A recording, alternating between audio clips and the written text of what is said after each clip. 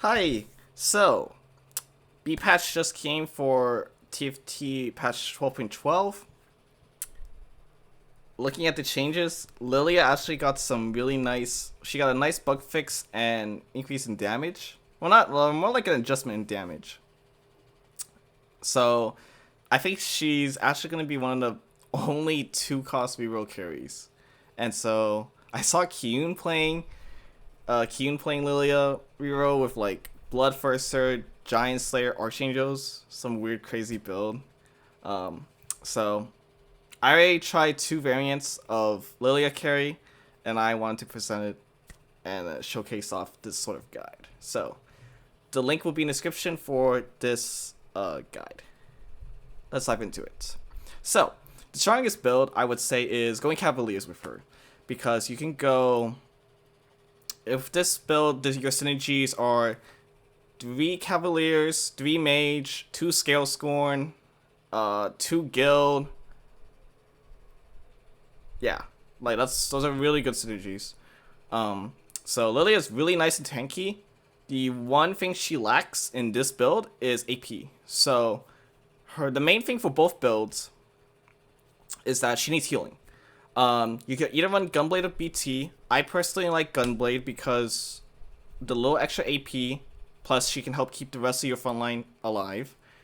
It's pretty good. Or you can go BT. It's not bad. Make her a little bit more selfish and just heal herself.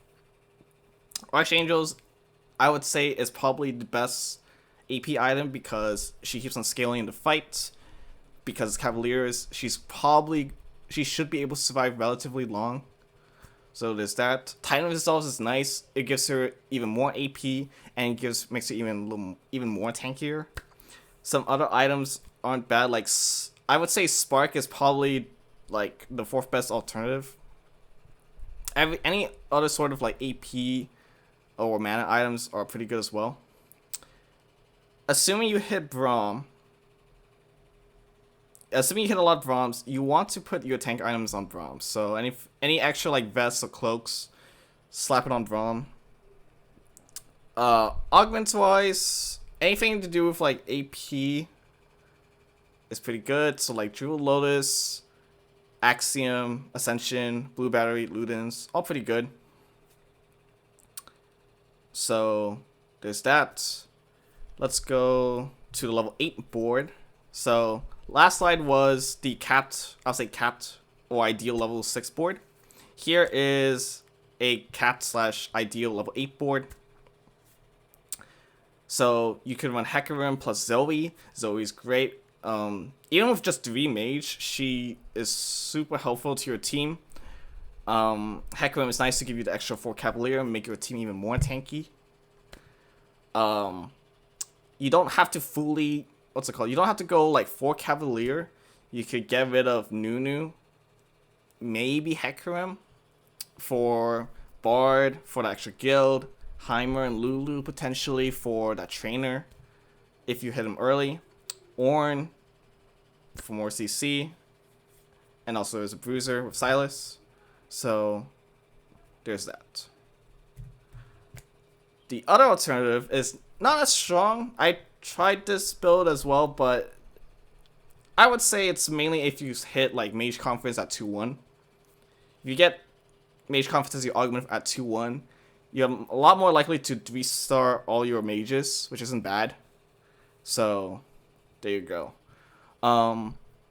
With this build, because you're gonna go more into like 5 mages, she's going to be having a lot more AP but a lot less tankier. So with this build, you kind of want to build more so tank items.